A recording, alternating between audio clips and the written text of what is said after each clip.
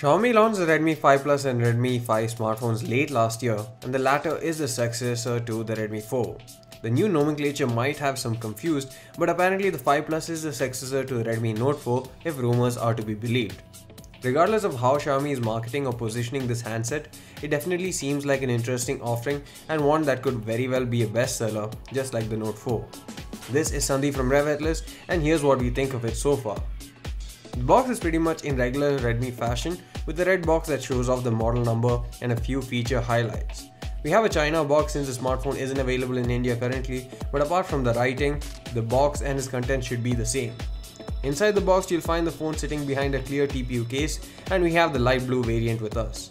You also get a micro USB cable, SIM ejector pin and a wall charger that's rated 5V at 2A. The Redmi 5 Plus feels more compact and easier to handle than the Note 4. The new 5.99-inch 18:9 aspect ratio display means that it's narrower than the Note 4 but taller at the same time. However, the narrow bezels and omission of capacitive keys has also maximized space, and hence it doesn't really feel too large considering the display is actually half an inch bigger than the Note 4's. Like the Redmi 5, Xiaomi has opted to go for a slimmer frame on the 5 Plus. Luckily in our case, this hasn't affected the battery capacity on the 5 Plus, and we still get a 4K mAh battery on board. The battery can be charged via the micro USB port.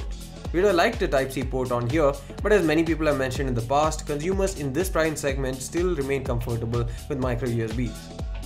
The phone definitely looks good, and we even quite like the light blue variant that our unit has.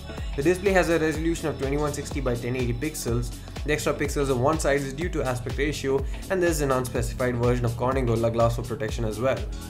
Xiaomi has included a matte screen guard on the Redmi 5 Plus, which wasn't there with the 5. The display does seem to be better than the previous generations, especially in terms of brightness and sunlight legibility, but we will get into detail during our review.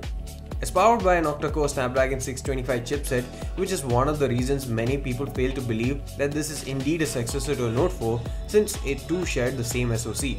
However, may we remind you that the Redmi 5A that succeeded the 4A also does the same. You can choose between 4+64 or 3+32GB models on the Redmi 5 Plus, and both allow memory expansion via the hybrid SIM slot.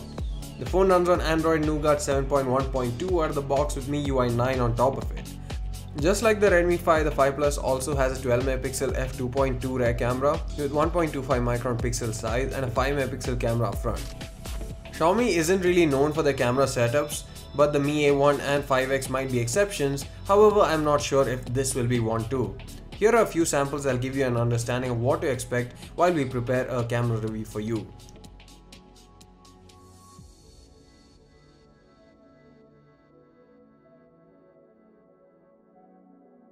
Regardless of whether Redmi 5 Plus succeeds the Note 4 or not, it does seem like a really interesting handset and one that we can't wait to test in detail. We will bring you more content around the Redmi 5 Plus very soon, so please do stay tuned for that. Thanks for watching, see you again in the next one.